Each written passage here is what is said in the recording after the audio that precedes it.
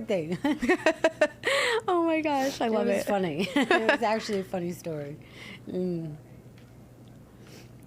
excited to hear. Okay, we are ready. All right, we are good to go in 5, 4, 3, 2. Hello, my name is Elizabeth Ashton, and here we are on episode 3 of my Are You Mad series. We have a very amazing and special guest coming on today. She's a very innovative artist, turning personal hardship into abstract art, as well as many other things that she's doing.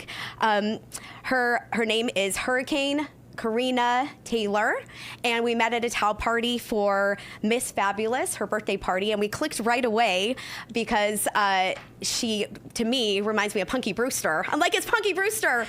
I love it, and she's so beautiful. She has amazing dimples, and not just that, she shared her story with me, so I definitely wanted to bring her on and spread her story to turn to help inspire all of you. I was really excited about this interview, actually, and Karina, are you mad? Well, I used to be, but not so much anymore. So tell us a little bit about, if you feel comfortable opening up about some of the hardships you've gone through and then how you're turning it into triumphs now. Well, myself personally, I used to be an Army military police officer.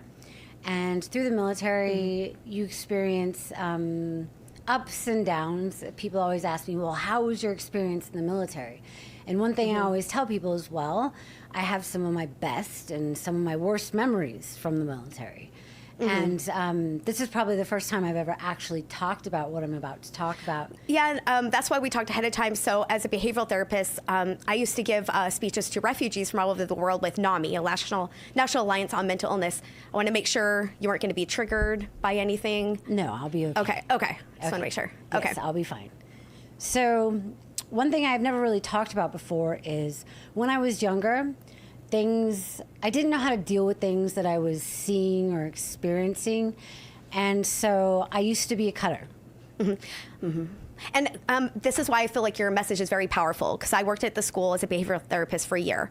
And this is, and I go into homes as a behavioral therapist. And a lot of the kids now are struggling with this, the cutting. And so I want to, as a behavioral therapist, what I like to do is redirect my clients into healthier outlets, and either with music or with her art and boxing. So would you like to share a little bit about that? Yeah, it's not something I'm ashamed to talk about. Yeah. It's not something that I'm ashamed to show people what I've done. I mean, I wear a lot of long sleeve shirts and stuff, you know, just for myself personally. But if I ever do wear short sleeves, I have no problem telling people, hey, look, I wasn't trying to kill myself here. This was just my outlet of dealing with what I was seeing and experiencing because I was young and I didn't know how to do anything else. I didn't know how to express myself.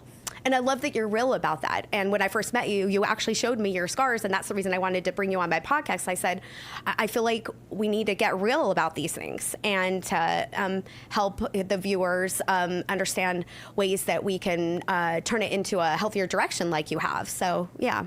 So yeah, there's a lot of different things. I mean, again, like I said, it wasn't that I was trying to kill myself. It was just a deflection so that I would stop thinking about the things that I've seen or the things that I had experienced. It was a way to get my mindset changed and to experience something, even though it was painful, different than the other painful things that I was thinking about or that I was remembering. I'm a recovered bulimic, and with the bulimia, I did the same thing. It was a way of numbing the emotions so I didn't have to feel them, because I feel things very intensely. And so, yeah, so maybe it's the same thing with the cutting. It's a way to actually, because I think it's important for people to understand the psychology behind it, because I feel like a lot